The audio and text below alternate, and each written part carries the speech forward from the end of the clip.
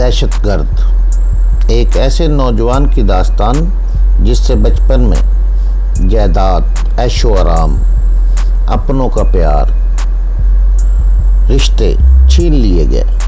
حالات کے چنگل میں پھنس کر وہ جرائم کی دنیا میں داخل ہوا۔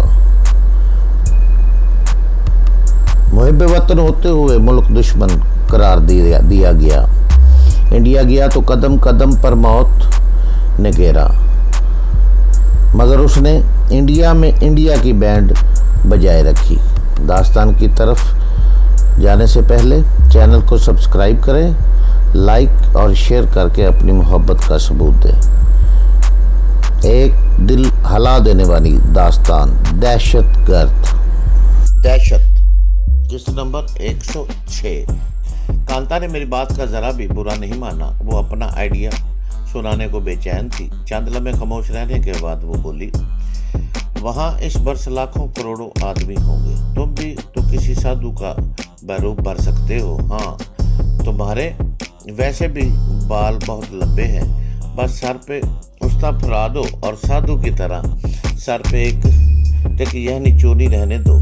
داڑھی مجھے صاف کرو گے تو چہرہ بھی بالکل نہیں پہچانا جائے گا۔ زیادہ خطرہ ہو تو چہرے پہ بہبود مل لینا۔ کیسا آئیڈیا ہے؟ اس نے فخری انداز میں گردن اکڑا کر پوچھا۔ یہ آئیڈیا تو بہت اچھا ہے، مگر تم اتنی ایکسائٹ کیوں ہو؟ تم تو اس آئیڈیا میں کہیں بھی نہیں ہو۔ تمہیں شاید پتہ نہیں ہے کہ بے شمار سادھو اور پنڈت اپنے ساتھ داسیاں بھی لاتے ہیں۔ میں تمہاری داسی بن کر جاؤں گی۔ میں بھی اپنا حلیہ بدل لوں گی، بالوں کا سٹائل بھی بدل دوں گی، انہیں ہائیڈروجن پر ایکسائڈ سے گولڈن کر لوں گی، اور آنکھوں میں کو بھی لینز لگا کر تبدیل کر لوں گی۔ اس سے میری شکل و صورت تبدیل ہو جائے گی اور آنکھوں کا رنگ بھی بدل جائے گا۔ اس کی بات میں وزن تھا۔ چند لمحے میں اس بات پر غور کرتا رہا۔ مسئلہ یہ تھا کہ گنجا ہو کر میں شکل سے بے شکل ہو جاتا۔ خیر، یہ اتنا بڑا مسئلہ نہیں تھا۔ ونود پانڈے کو پکڑنے کے لیے میں اپنے خوبصورت بالوں کی قربانی دینے کو تیار تھا۔ سر پہ اس طرح پھروا کے اگر میں سادھوؤں والا مخصوص گھریلو لباس پہن لیتا، گلے میں منکوں کی مالا ڈال لیتا اور ہاتھ میں بڑا سا ایک چمٹا پکڑ لیتا، تو میرے ساتھی تک مجھے نہیں پہچان سکتے تھے۔ مجھے یقین تھا کہ ونود پانڈے اس میلے میں ضرور آئے گا۔ اپنی عقیدت کی بات ہوتی ہے۔ میری اطلاع کے مطابق ہوش سنبھالنے کے بعد اس نے کمبھ کا کوئی بھی میلہ مس نہیں کیا تھا۔ میرے پاس 9 دن تھے۔ میلے میں 9 دن تک اچھی طرح گھوم پھر کے میں اسے تلاش کر سکتا تھا۔ میں نے سنا تھا کہ وہاں مختلف فنون کی سادھو اکٹھے ہوتے ہیں۔ کوئی حبس دم کا ماہر ہوتا ہے، کوئی 9 دن تک ایک ہی ٹانگ پر کھڑا رہتا ہے اور کوئی نکیلے کیلوں پر بیٹھا رہتا ہے۔ میرے پاس ایسا کیا ہنر تھا؟ خیر، دیکھا جائے گا، میں نے دل ہی دل میں سوچا۔ ضروری تو نہیں ہے کہ وہاں شریک ہونے والا ہر سادھو اسی قسم کے کاموں کا ماہر ہو۔ اب سب سے پہلے تو مجھے اپنا اور کانتا کا حلیہ بدلنا تھا۔ اس سے بھی پہلے ہمیں کسی آبادی تک پہنچنا تھا، کیونکہ وہیں سے ہم الہ آباد جانے والے راستے کا علم ہو سکتا تھا۔ کانتا شاید خاموشی سے اکتا کر سو گئی تھی، یا ممکن ہے یوں ہی آنکھیں موندے بیٹھی ہو۔ میں نے اسے چھیڑنا مناسب نہ سمجھا۔ اس کی زبان ایک مرتبہ پھر چل پڑتی تو پھر میں کچھ سوچنے سمجھنے کے قابل ہی نہ رہتا۔ جہاں اس بوڑھے جوگی نے مجھے بے پناہ فائدہ پہنچایا تھا، وہیں اس نے مجھے ایک نقصان بھی پہنچایا تھا۔ مجھ پر نفسیاتی خواہش کا بھی شدید حملہ ہونے لگا تھا۔ اب تک تو میں اپنی قوت ارادی سے اس جذبے کو دبائے ہوئے تھا، مگر مجھے اس وقت سے خوف محسوس ہو رہا تھا جب خوبصورت لڑکیاں میری کمزوری بن جائیں۔ ایسا کبھی نہیں ہوا۔ میں نے دل ہی دل میں عزم کیا۔ یہ بھی میرے لیے ایک چیلنج تھا اور میں تو اب چیلنج قبول ہی کرتے چلا آیا تھا۔ ہمیں چلتے ہوئے تقریباً 2 گھنٹے سے زائد ہو چکے تھے۔ فیول گیج کا بھی نکارا تھا، اس لیے مجھے علم نہیں تھا کہ کتنا پٹرول ہے۔ یہ اطمینان البتہ تھا کہ ابھی میرے پاس پٹرول سے بھرا ایک جیری کین ریزرو میں بھی موجود تھا۔ اچانک کچھ فاصلے پر مجھے روشنیاں ٹمٹماتی ہوئی دکھائی دی۔ اس کا مطلب تھا کہ ہم کسی آبادی کے نزدیک پہنچ گئے تھے۔ میں نے جیپ کی رفتار بڑھاتے ہوئے کانتا کو آواز دی۔ اس نے سر گھما کر مجھے دیکھا تو میں نے اسے بتایا، ہم کسی آبادی کے نزدیک پہنچ گئے ہیں۔ میں گاڑی والوں سے یہی کہوں گا کہ ہم لوگ شکار کے لیے نکلے تھے مگر اپنے دوستوں سے بچھڑ گئے اور بھٹک کر اس طرف آ نکلے۔ پھر اچانک وہ روشنیاں نزدیک آ گئی۔ وہ بیل گاڑیوں کی ایک قطار تھی۔ جیپ دیکھ کر سب سے اگلی بیل گاڑی والا سراسیمہ ہو گیا۔ وہ لوگ بھی پگڈنڈی پر ہی چل رہے تھے اور وہ پگڈنڈی اتنی کشادہ نہیں تھی کہ جیپ اور بیل گاڑیاں بیک وقت وہاں سے گزر سکتی۔ بیل گاڑی کے عین سامنے میں نے جیپ روک دی۔ بیل گاڑیوں کی قطار پہلے ہی رک چکی تھی۔ بیل گاڑی والے نے جیپ کے ہیڈ لائمپس کی چکا چوند سے بچنے کے لیے آنکھوں پر ہاتھ کو جھکا لیا تھا اور چودھائی ہوئی آنکھوں سے مجھے دیکھنے کی کوشش کر رہا تھا۔ میں گاڑی کے ہیڈ لائمپس کے ساتھ ہی جیپ کا انجن بھی بند کر چکا تھا اور نیچے اتر آیا۔ اے گاڑی والے، میں تحکمانہ لہجے میں بولا، یہ راستہ ابھی راستہ دیتے ہیں سرکار۔ اس نے میرا جملہ کاٹ دیا۔ میں اسے پوچھنا چاہ رہا تھا کہ یہ راستہ کہاں جا رہا ہے۔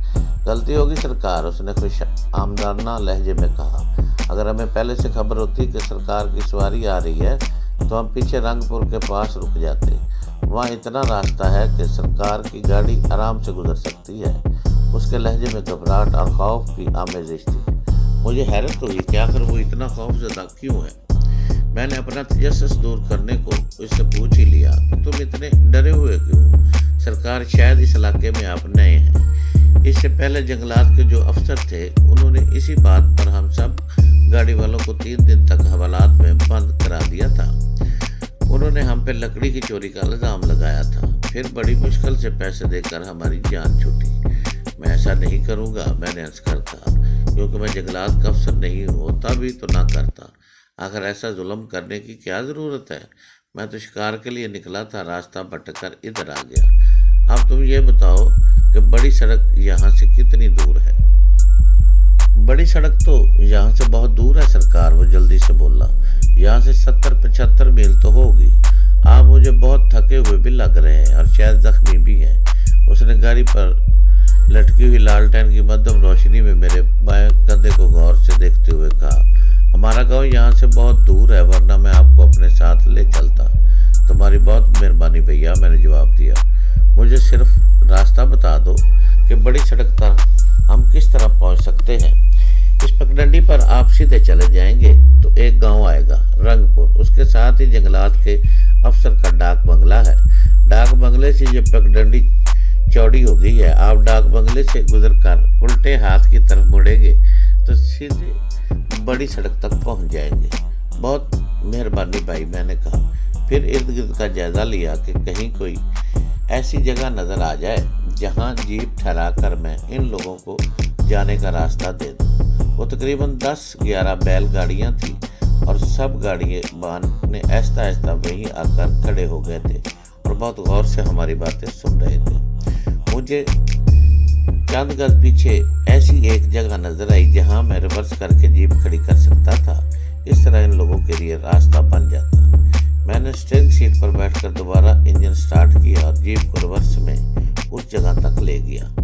پھر میں نے کسی نہ کسی طرح اس تنگ جگہ میں جیپ گھسا دی اور بلند آواز میں گاڑی والوں کو مخاطب کیا، اب تم لوگ نکل جاؤ، میرے خیال میں اتنا راستہ بن گیا ہے کہ تمہاری گاڑیاں گزر سکتی ہیں۔ آپ بہت مہان ہے مہاراج، ایک بوڑھا گاڑی بان بولا۔ ہم اب بڑے آرام سے گزر جائیں گے۔ پھر تقریباً 10 منٹ میں تمام بیل گاڑیاں وہاں سے گزر گئی۔ راستہ صاف ہوتے ہی میں نے جیپ کو پھر خاصی رفتار سے دوڑانا شروع کر دیا۔ کامران، کانتا نے بہت پیار بھرے لہجے میں مخاطب کیا، تم آخر یہ سب کچھ چھوڑ کیوں نہیں دیتے؟ کیا؟ میں نے اس کی طرف دیکھے بغیر سوال کیا۔ یہ جیپ، اسلحہ، بابا کی دعاؤں کا بکس، یا پھر تم کیا چھوڑنے کی بات کر رہی ہو؟ میں نے نہایت ہی جہلانہ انداز سے کام لیتے ہوئے پوچھا۔ تم تو سنجیدہ گفتگو کو بھی مذاق میں لے لیتے ہو، وہ منہ بنا کر بولی۔ میں تمہاری ان سرگرمیوں اور خطرناک کاموں کو چھوڑنے کی بات کر رہی ہوں۔ میں تو یہ سب کچھ چھوڑنا چاہتا ہوں کانتا، میں نے سنجیدگی سے کہا، مگر یہ کام مجھے نہیں چھوڑتے۔ تم اس بھاگ دوڑ اور قتل و غارت گری سے اکتاتے نہیں؟ کانتا نے بول پن سے پوچھا۔ تم اکتانے کی بات کر رہی ہو؟ میں تو اس پورے سیٹ اپ سے بیزار ہوں۔ مجھے آج موقع ملے تو میں ابھی اور اسی وقت سب کچھ چھوڑ دوں۔ میں بہت تھک گیا ہوں کانتا، مگر جانتا ہوں کہ جس دن میں نے یہ سب کچھ چھوڑ دیا اس دن میں زندہ نہیں رہوں گا۔ جو جنگ میں نے شروع کی ہے اس کا بہرحال ایک منطقی انجام تو ہونا ہوگا۔ اب یا تو میں اپنے تمام دشمنوں کو ٹھکانے لگا دوں گا یا پھر ان کے ہاتھوں مارا جاؤں گا۔ درمیان کا تو کوئی راستہ ہی نہیں ہے میرے پاس۔ پھر میرا فیصلہ بھی سن لو، کانتا نے پرعزم لہجے میں کہا۔ میں ہر کام پر تمہارے ساتھ رہوں گی، تمہارے دشمنوں سے شانہ بشانہ لڑوں گی۔ یا وحشت، میں منہ ہی منہ میں بڑھایا۔ اے لڑکی، اے کیا ہوا؟ اے تے پیچھے ہی پہ گئی ہے۔ کیا کہہ رہے ہو تم؟ کانتا نے حیرت سے پوچھا۔ میں یہ کہہ رہا ہوں کہ تم بھلا کیا کر سکو گی؟ مجھے تم اتنا نازک اندام بھی مت سمجھنا، میں نے بھی کئی برس بابا کے ساتھ گزارے ہیں۔ تم کیا سمجھتے ہو کہ انہوں نے مجھے کچھ نہیں سکھایا ہوگا؟ میں خالی ہاتھ بھی کم از کم 4 مردوں کا مقابلہ کر سکتی ہوں۔ میرے حال تے رحم کریں ربا، میں نے طویل سانس لے کر کہا۔ ایک تے سی گلوریا ہونے دوجی پیدا ہو گئی ہے۔ کانتا، تم یہ کس زبان میں بات کر رہے ہو؟ یہ میری مادری زبان ہے۔ یہ گلوریا کون ہے؟ اس نے اچانک پوچھا، اور شاید یہی نام اس کی سمجھ میں آیا تھا۔ یہ میری وہی ساتھی ہے جو مجھ سے بچھڑ گئی تھی، میں نے مختصر جواب دیا۔ تقریباً 12 کلومیٹر کے بعد مجھے قدیم طرز کا ایک گیسٹ ہاؤس دکھائی دیا۔ میں نے اچانک فیصلہ کر لیا کہ میں اسی گیسٹ ہاؤس میں ٹھہر جاتا ہوں، اپنے زخم کی صفائی بھی کر لوں گا اور ہم لوگ اپنے حلیے بھی درست کر لیں گے۔ زیادہ امکان یہی تھا کہ ریسٹ ہاؤس میں اس وقت کوئی افسر مقیم نہیں ہوگا۔ محکمہ جنگلات کے افسر تو کبھی کبھار ہی ادھر کا رخ کرتے ہوں گے۔ میں نے کانتا کو اپنے ارادے سے آگاہ کیا تو اس نے بھی میری تائید کی۔ وہ خود بھی بہت تھکی اور مزمل سی دکھائی دے رہی تھی۔ تو پہلے اپنے یہ شاہانہ جوتے تو اتار لو، میں نے ہنس کر کہا۔